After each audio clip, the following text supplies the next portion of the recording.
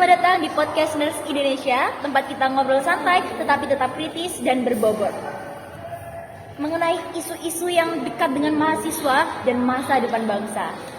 Hari ini kita akan membahas tema yang sangat menarik teman-teman, yaitu identitas nasional dalam kebersamaan, konstitusi, demokrasi, dan ketahanan nasional, juga bela negara. Di tengah perkembangan zaman dan arus globalisasi, media sosial yang semakin bebas, muncul pertanyaan penting, apakah generasi muda masih punya rasa nasionalisme yang kuat? Apakah demokrasi di kalangan mahasiswa masih sehat? Dan sebaliknya, apakah makna bela negara bagi anak muda itu masih ada? Nah, untuk membahas hal ini, hari ini kita sudah hadirkan narasumber yang sangat luar biasa dari Universitas Muhammadiyah Jember, yaitu Presiden Mahasiswa Universitas Muhammadiyah Jember dan wakilnya. Oke, terima kasih sudah hadir di podcast kali ini. Semoga podcast kali ini bisa membuka sudut pandang baru teman-teman mahasiswa yang menyaksikan podcast kita ini. Ini dari mahasiswa kok? Fikes Ya? Istimewa. Hmm. Keren. Oke Kak, kita boleh nggak langsung menyinggung pertanyaan-pertanyaan kita tentang demokrasi dan juga tentang Indonesia? Boleh.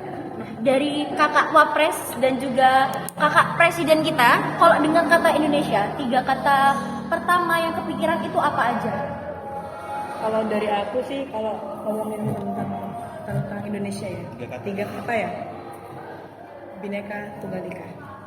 Kenapa tuh? Nah, kenapa Bhinneka Tunggal Ika? Kalau diartikan Bhinneka Tunggal Ika itu artinya kan berbeda-beda tetapi tetap bertujuan. Nah, kita hidup di masyarakat Indonesia, bahwasanya di Indonesia itu banyak beragam budaya, beragam suku, dan banyak beragam yang lain. Nah, akan tetapi dengan beragam itu, kita masih tetap satu, yaitu Indonesia. Seperti itu. Nah, kalau dari Presiden sendiri gimana nih? Kok jadi Oke. 3 kata ya. Kalau Inai, Bhinneka Bhinneka Tunggal Ika. Mungkin ini ya, posisinya sama. 3 katanya yaitu negara sangat kaya. Kenapa itu? Kok bisa kaya? Oke, kita membahas soal ekologi. Ekologi hari ini di Indonesia sendiri jelas terkait nikel, terkait tambang, terkait emas, terus ya ekologi soal lingkungan. Hari ini Indonesia sangat kaya. Tidak hanya posisi binekanya saja, yang dimana budaya-budaya hari ini, terus juga kultur-kultur hari ini sangat ya kalau saya menganalisis, Indonesia itu sangat mempunyai karakter, di mana karakter itu yang bisa membranding nama Indonesia.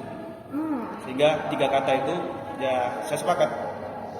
2 perkataan saya dari Inai dan saya, Bhinneka Tunggal Ika, negara sangat kaya.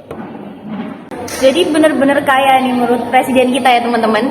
Tapi kalau kita lihat dari sekarang nih Mas, banyak banget generasi muda yang lebih dekat sama budaya dari luar dibanding budaya kita sendiri. Menurut Mbak Inai sendiri nih, itu hal yang wajar karena perkembangan zaman kita udah beda, atau itu menjadi ancaman balik buat kita sebagai bangsa yang mempunyai kekayaan yang besar? Nah, kalau aku sendiri, berbagai macam budaya-budaya yang dari luar masuk ke Indonesia itu, terus kita juga ikut juga tahu tentang budaya-budaya yang dari luar, itu saya tuh masih terbilang lumrah karena memang dari perkembangan zaman pasti semua orang bermain media sosial, mereka bisa mengakses itu dari lewat media sosial. Nah, tapi bisa dikatakan ancaman ketika kita tidak bisa memfilter budaya-budaya apa yang bisa kita Dari BEM sendiri, apakah ada program untuk memperkuat rasa nasionalisme terhadap negara ini? Nah, kalau dari BEM sendiri itu sebenarnya banyak ya proker-proker tentang untuk meningkatkan rasa nasionalisme yang ada di BEM sendiri untuk masyarakat sekitar. Nah, contohnya untuk program ngawur nih. Nah, untuk proker BEM sendiri, kalau misalnya untuk menaikkan rasa nasionalisme kita itu ada di pagelaran seni, itu namanya pagelaran Nusantara, yang mana kita mengenalkan tentang budaya-budaya yang ada di Indonesia, contohnya seperti penampilan Ramayana, terus juga ada penampilan Lea, yang dari Bali, terus juga ada Reok Ponorogo. Dan itu kita tampilkan nantinya rencana itu di lapangan Jember, lapangan basket, dan kita juga bisa tahu kayak oh ini adalah budaya-budaya yang ada di Indonesia seperti itu. Dan Yang dirasakan dari BMU tuh berdampak nggak program-program ini? Buktinya apa? Oke, bisa di cross check hari ini kawan-kawan. BMUM Jember hari ini dipandang sama orang-orang media, kita itu sangat idealis dan kita itu tidak pernah tertinggal mengenai tabulasi isu yang ada di Jember maupun regional ataupun tingkatan nasional. Kita akan sikap, mungkin bisa di cross check sama kawan-kawan hari ini. Di media BMU sendiri kita menyatakan sikap, kita menyatakan penolakan di sana, kita menyatakan bahwa ini ada yang harus diluruskan. Jadi hari ini BMU hasilnya bisa di cross check di media-media sosialnya punya orang-orang, media berita loh ya, bahwa ketika kita melakukan suatu tindakan itu ada output yang jelas. Outputnya di mana? Ada di media kita, dan juga orang-orang media luar itu mengetahui posisi BMU hari ini. Dan juga mungkin banyak founder-founder yang ada di luar mengenali kita hari ini. sebenarnya program BMU itu kita ambil yang di internal kampus saja dulu contohnya. Kemarin kita sempat mengadakan silaturahmi UKM. Itu benar sekali, karena kita mengundang daripada wakil rektor 3, kepala BRK, kita diskusi di sana. Kita diskusi dengan teman-teman UKM, keluh kesahnya mereka apa sih? Nah, di sana kita musyawarah, kita demokrasi. Kalau misal dari salah satu UKM itu ada suatu problem, entah itu dari UKM ini tidak ada alat atau segala macam, dan kita diskusikan di sana. Nah, itu contoh program BMU yang benar-benar berdampak sih menurut saya kemarin. Nah, aku sama Ina ini tuh memang sudah berjanji dari awal kontrak. PES saya main fokus di luar, buat PES fokus di dalam. Pernah Kita. Oke. Mbak apa kakak sih? Gak apa-apa mbak, kakak dong. Mbak gak apa-apa. Jawa banget Mbak. Ini kan mahasiswa itu banyak yang vokal di media sosial, sedangkan giliran diajak untuk aksi nyata sama berpikir kritis itu kan jarang. Nah, kenapa fenomena itu terjadi dan ada banyak bukan peminat ya itu. Oke, mereka maksudnya kayak mereka aktif di media sosial, menyuarakan pendapatnya di media sosial. Tapi Tapi dinilai ketika mereka untuk turun aksi, misal mereka tapi ini ya tidak turun misal gitu. Mungkin nanti akan dijawab sama Persija. Aku izin jawab Persija ya. Jadi kalau menurut pandanganku ya, menurut pandanganku sendiri ya, alasan mereka teman-teman banyak sebenarnya yang vokal tuh banyak. Mereka juga menyuarakan di media sosial, mereka juga menyuarakan ketika rapat diskusi dengan teman-teman BMU, mereka juga vokal. Tapi ketika mereka untuk turun aksi ketika di lapangan, turun aksi ketika mau demo di DPR, mereka tidak mau karena mereka keterbatasan akses untuk ke sana. Contohnya karena mereka memiliki beasiswa, mereka dapat beasiswa. Jadi di salah satu beasiswa, entah itu beasiswa pemerintah, itu tidak memperbolehkan untuk mereka turun aksi. Nah, itu sih contohnya kalau dari pres sendiri gimana? Oke. Jadi sebenarnya saya itu korban. Oh, siap. Nah, hari ini mengapa pergerakan daripada mahasiswa itu sudah mulai menurun? Begitu kan? Iya. Hari ini saya itu korban daripada pamflet media saya sendiri. Saya kemarin sempat demo di DPR provinsi dan ya bapak-bapak pergerakan sudah berjalan. Ada dokumentasi lah. Saya sempat suarakan lagi. Ya saya nggak ingin ini selesai cuma hanya di keluar-keluar di depan DPR. Media akan saya mainkan. Saya upload, dapat setelah 15 jam sampai 16 jaman kurang lebih.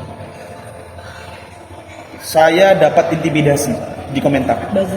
Banyak buzzer yang nyerang saya. Nah, sebelum saya menjawab pertanyaan kamu, banyak buzzer yang nyerang saya.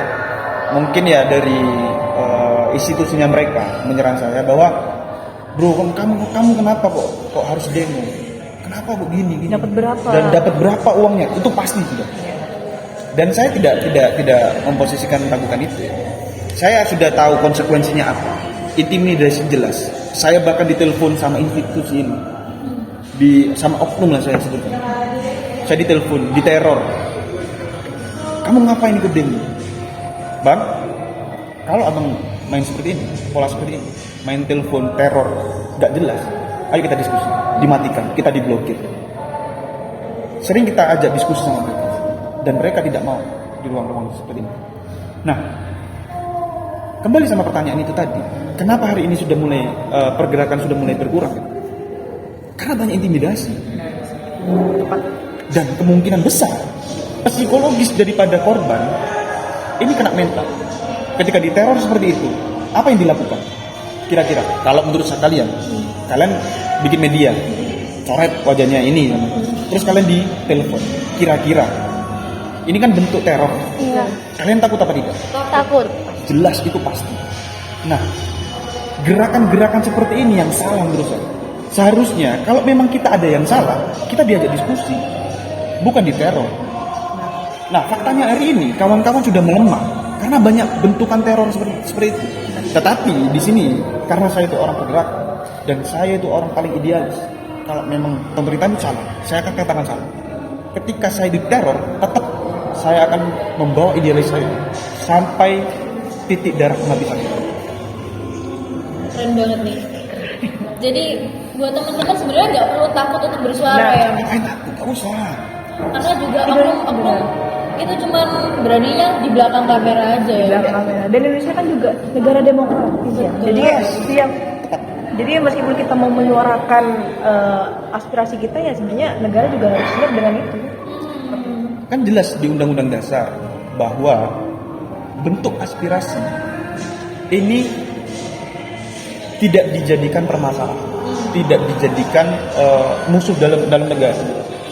Ini kan bentuk cinta kita kepada nasional Indonesia, bahwa ya apa salahnya sih kita berpendapat, apalagi ada yang asas hukum vox populi vox Dei. Suara rakyat adalah suara Tuhan. Pemerintahan, keras politika loh, saya sebutkan keras politika. Itu tetap kedaulatan tertinggi itu adalah suara rakyat, bukan mereka. Mereka cuma pemangku kebijakan. Hari ini kebutuhan nyata dari suara-suara rakyat. Kira-kira sudah banyak nggak suara-suara rakyat itu didengar? Sudah banyak nggak apa yang diinginkan sama rakyat sudah dijalankan? Tidak. Apalagi ngomongin ekologi. Kawan-kawan Papua sudah berapa tahun mereka ngomongin keterlibatan di merdekanya Indonesia. Mereka tidak dijajah sama orang Belanda. Bahkan mereka secara sikap mau bergabung dengan Indonesia ataupun negara Nusantara dulu, bukan Indonesia. Seperti itu. Jadi kita berbalik lagi nih Mas. Jadi kan tadi dari teman-teman yang mau bersuara aja dia dibungkam, dia diteror, terus gak ada ruang untuk mereka menyampaikan. Itu kan sudah menindas haknya mereka Mas. Ya. Dan juga kita sebagai masyarakat, sebagai rakyat kita udah bayar pajak, kita sudah menaati aturan dari negara sebagai kewajiban dari rakyat sendiri. Jadi ini yang salah apa Mas? Apa kita sendiri yang hanya tahu istilah hak dan kewajiban sebagai rakyat, atau emang salah dari pemerintah atau dari emang negara kita yang kehilangan urgensinya sebagai negara yang kuat? Saya tidak menyebutkan negara itu salah. Saya tidak menyebutkan Indonesia ini sistemnya yang salah. Tetapi yang saya sebutkan yang paling salah itu adalah oknum-oknum yang di dalamnya. Karena apa? Mereka yang memegang posisi kebijakan, memegang posisi jabatan, dan dia tuh harusnya tahu ada namanya asas vox populi vox Dei itu tadi. Suara rakyat adalah suara Tuhan. Gimana kesejahteraan kita menjamin kehidupan kita. Jadi yang perlu dievaluasi itu bukan posisi negaranya, bukan posisi Indonesia. Tetapi ada sistem yang salah berarti di dalamnya. Sistem seperti apa? Begitu. Entah itu cuma hanya posisi hanya posisi sebagai posisi jabatan, tetapi dia itu nggak tahu tupoksinya atau bagaimana. Jadi melihat sistem yang salah ini apakah bisa masih dibenahi dari tahun ke tahun kan semakin memburuk saya lihat. Apakah masih ada kesempatan Indonesia untuk memperbaiki sistem yang salah ini? Jadi kan sistem ada yang salah. Sepertinya harus adanya reformasi. Apakah kita itu harus pernah melakukan reformasi hari ini? Pernah di 98. ketika zaman Soeharto. Ya, zamannya tumbangnya Soeharto. Pernah direformasi. Sekarang melakukan implementasi daripada gerakan 98 itu. Nah, apakah sudah terjawab? Belum. Karena kan belum. Karena masih ada sistem yang salah menurut. Padahal sistem demokrasi itu adalah sistem yang paling bagus dari sekian ideologi-ideologi yang lain. Kawan-kawan hari ini anaknya petani, anaknya nelayan, anaknya pedagang. Secara kedaulatan, pemerintah itu di bawahnya naungan kalian. Karena suara tertinggi itu adalah suara rakyat. Itu kenapa? Buktinya tanya aja, kita masih ditindas-tindas saja. Nah, berarti kan harus ada yang dievaluasi. Nah, ada dua kata, ada revolusi, ada reformasi. Revolusi seluruhnya harus dievaluasi.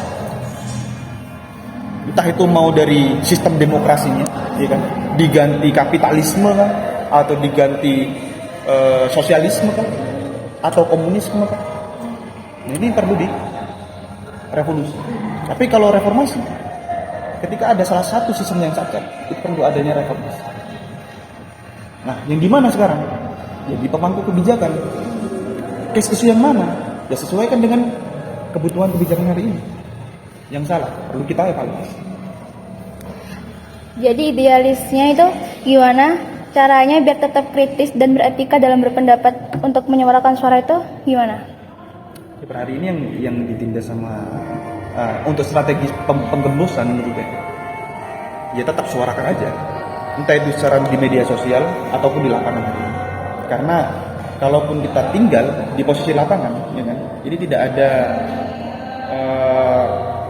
taringan kuat menurut saya. Karena kalau di media kita hanya bersuara di media cukup tidak menemukan output yang jelas. Karena pemerintahan pun cuman hanya media aja di skip.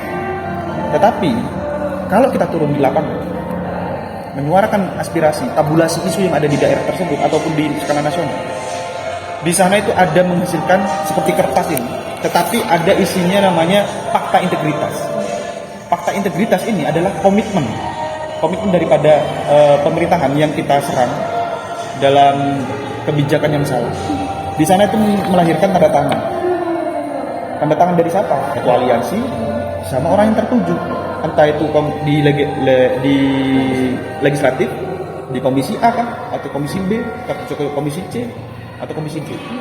Nah, ketika itu ada tanda tangan, di situ ada keabsahan. Keabsahan ini yang akan menentukan output yang jelas. Tetapi apakah salah kalau kita menyuarakan di media? Tidak. Berarti membantu kawan-kawan yang menyuarakan yang ada di lapangan.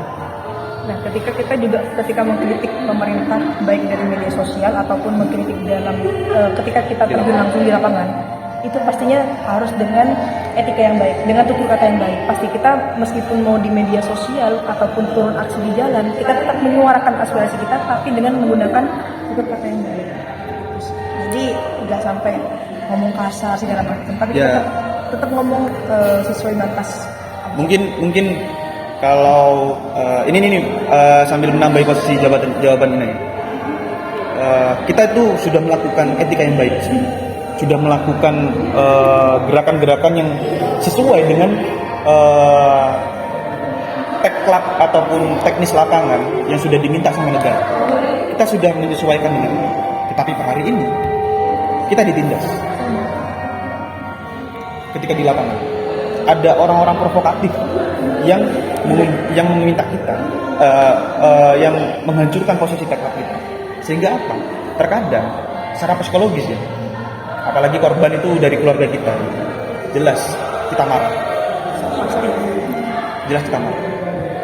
Dan upaya-upaya hari ini yang dilakukan sama oknum-oknum yang nggak jelas ini, itu merusak daripada teklap kita. Nah, sehingga apa? Provokatif ini muncul. Teman-teman sebenarnya marah itu bukan karena marah terus misu-misu enggak, atau mengeluarkan kata kotor, tidak. Kayak contohnya membakar ban. itu bentuk kemarahan kita. Itu kita bukan berusaha. Cara kita marah, ya kan? Dilewatkan benda ban ini. Kan biasanya ban itu kan sering dibawa. Nah, cara membakar semangat apinya kawan-kawan itu dengan ban itu tadi. Jadi poinnya udah dapet ya Mbak Diva ini. Terus menurut kalian Mas, dari kita berbicara tentang mass media teror tadi diburukan habis-habisan, jadi paling bahaya sebenarnya itu apa yang bisa menghancurkan negeri dan apa ya nasionalisme dari negara ini sendiri? Apa karena dari sistem yang tadi atau dari orang-orangnya atau bagaimana yang bisa paling membahayakan loh Mas? Yang paling membahayakan itu ketika sistem Indonesia itu demokrasi, tetapi orang-orangnya tidak berdemokrasi. Itu paling bahaya. Berarti kan demokrasi cuma hanya ditampang hari ini. Hanya kata-kata istilahnya saja. Ya, hanya istilah saja. Ini kan berbahaya. Bayangkan, dia itu pengen jadi pemimpin. Berarti ada resiko-resiko dong. Resiko dalam artian, oh ketika aku jadi pemimpin, aku harus dikritik, ya kan, siap dikritik dan siap menerima. Tapi faktanya hari ini sekarang tidak. Kita mengkritisi seolah-olah, itu orang tidak nasional. Ini orang apa disuruh. Faktanya hari ini seperti itu, kita difitnah. Padahal itu termasuk daripada aspirasi. Nah, pemimpin kita aja gak mau didemo. Saya tidak menyebutkan yang joget-joget itu katanya. Siap. Jadi bagaimana Mas menanggulangi hal-hal yang kita sendiri nggak bisa kita nggak bisa merepot mereka nih. Jadi selain kita menyampaikan aspirasi kita, apa ada jalan lain Mas buat menyelamatkanlah negara ini? Ya tidak ada celah lain menurut saya.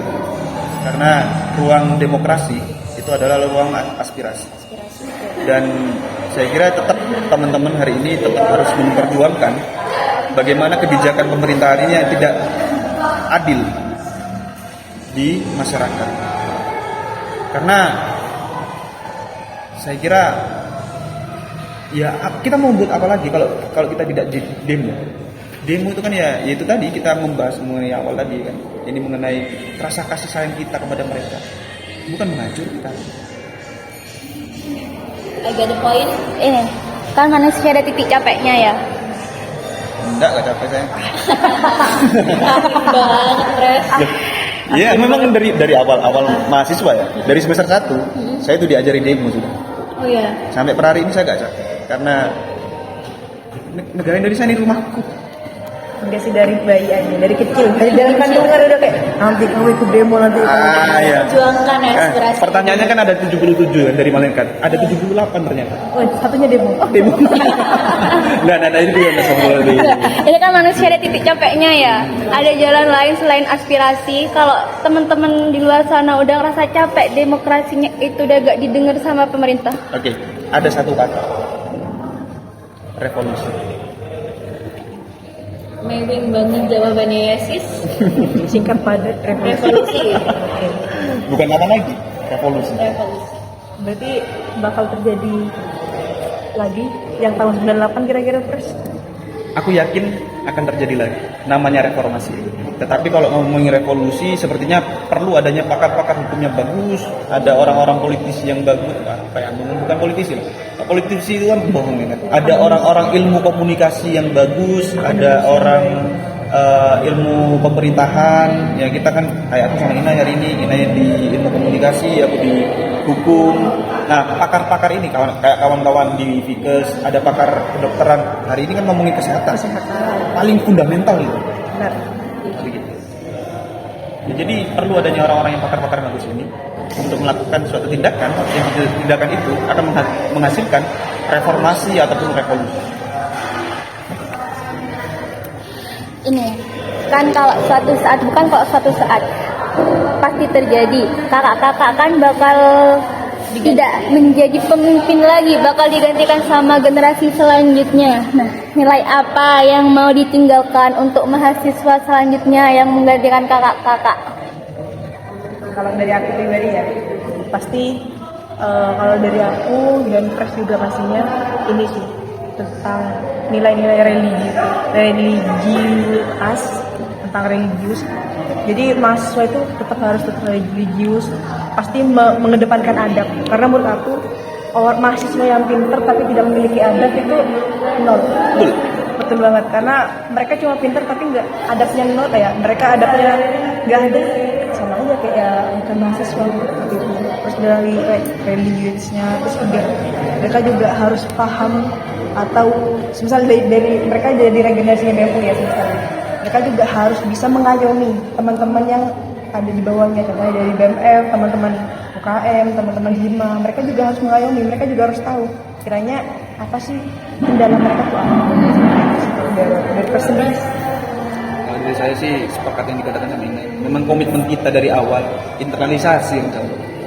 Ya yang saya sampaikan nanti mungkin buat calon pemimpin baru di UNMU tetap mengedepankan intelektualitas secara integritas diri ataupun kapasitas diri untuk bertemu dengan orang, untuk menyikapi suatu kebijakan, untuk melakukan suatu tindakan, itu benar-benar menyesuaikan kebutuhan daripada integritas dan kapasitasnya sendiri.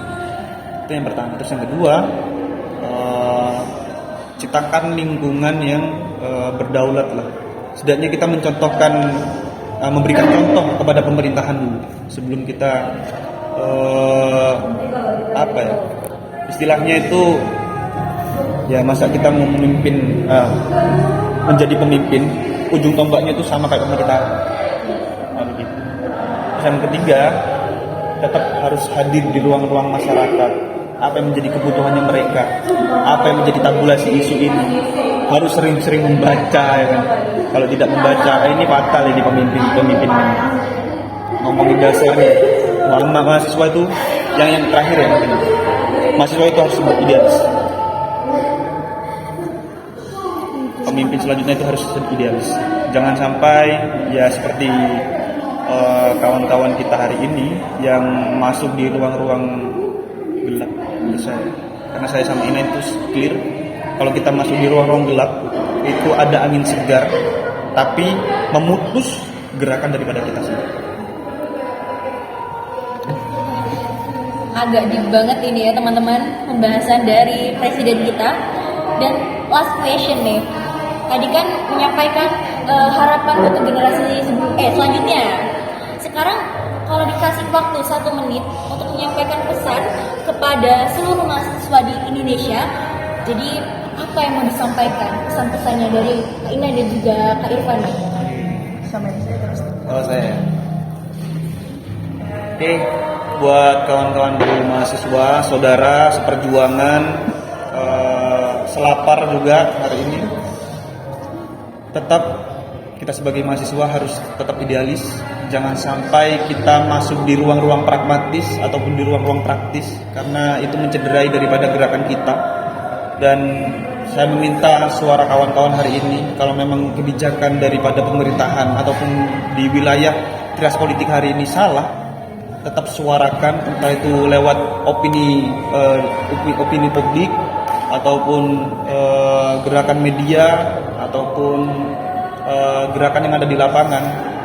Tetap aspirasikan, dan jangan lupa untuk kawan-kawan mahasiswa yang ada di luar sana dan kawan-kawan mahasiswa UNMU sendiri, tetap mengedepankan integritas dan kapasitas diri. Karena integritas itu ngomongin soal tanggung jawab, dan integritas diri ini kita membahas mengenai hal-hal yang istilahnya seperti kita janjian sama orang, ini hal kecil ya, tapi banyak anak mahasiswa itu yang lupa dengan integritas itu mengenai perjanjian kita sama orang, ya kan, secara sosialnya bagaimana, tanggung jawab sosial, tanggung jawab humanis hari ini. Terus yang kedua, ngomongin kapasitas. Mahasiswa harus mempunyai kapasitas, karena kapasitas itu yang akan menentukan arah dari hasil kalian kuliah nanti. Itu sih. Oke, aku nambahin aja ya. Oke. Kayaknya apa yang disampaikan sama Pres Irfan itu sudah mencakup semuanya sebenarnya. Tapi aku ingin menambahkan sedikit Aku ingat kata-kata dari Pak Nadiem kemarin yang sempat ditangkap itu, bahwasanya sejelek apapun negara, entah negara itu tumpul ke bawah, Tumpul ke atas, tajam ke bawah. oh iya, tumpul ke atas tajam ke bawah, tapi tetaplah kalian tetaplah cinta dengan tanah air, karena meskipun kalian mau di gimana tentang negara, ya ini rumah kalian. Jadi kalian harus tetap komitmen sama dirinya kalian sendiri. Kalian harus komitmen sama dirinya sendiri. Kalian juga harus meningkatkan rasa kepercayaan dirinya kalian sendiri, pasti yang pertama. Terus kalian juga harus bisa menyeimbangkan antara akademik yang sedang kalian jalankan sekarang dengan organisasi yang sedang kalian jalankan. Oh, ini benar-benar deep and masuk hati, guys. Ada satu kata-kata sebenarnya dari saya. Bisa itu disampaikan. Pengkerdilan terkejam adalah sebuah pikiran cemerlang dijadikan budak bagi tubuh yang malas, yang mendahulukan lelah sebelum istirahat. Kita bisa kasih tepuk tangan ya. Kata-kata dari ini ya, 22 Mei 2026. Presma Presma Jember. Jangan lupa dong wakil Presma juga. Oh, wakil Presma Jember. Ini partner terbaikku. Partner part apa ini? Partner for what? Enggak, sudah punya pacar. Saya izin. Ya, sudah. Nah, jadi adiknya. saya itu gak punya pacar. Karena posisi pemimpin itu tidak boleh memprioritaskan satu orang, harus memprioritaskan seluruh. Kasih izin. Oke, izin dulu. Izin dulu. Wah, obrolan kali ini sangat membuka banyak sudut pandang kita, yang artian gimana generasi muda itu menjadi identitas nasional bangsa. Identitas nasional bangsa bukan cuma menjadi dari simbol dan hafalan saja, tapi juga dari persatuan bangsa, menghargai perbedaan serta ikut berkontribusi untuk bangsa dan negara. Oke, terima kasih banyak juga buat Mas Irfan selaku Presiden Mahasiswa dan Mbak Inai sebagai wakilnya. Aku harap perbincangan ini bisa berlanjut dan silaturahmi ini semakin baik ya. Dan untuk teman-teman yang mendengarkan podcast ini, semoga selalu berbahagia dan menjadi pengingat bahwa mahasiswa bukan hanya agen perubahan, tetapi juga penjaga nilai-nilai kebangsaan. Saya Rika Salsabila dan rekan Saya Diva Maulidia. Sampai jumpa di episode selanjutnya. Tetap kritis, tetap peduli, dan cinta Indonesia. Wassalamualaikum warahmatullahi wabarakatuh. Hidup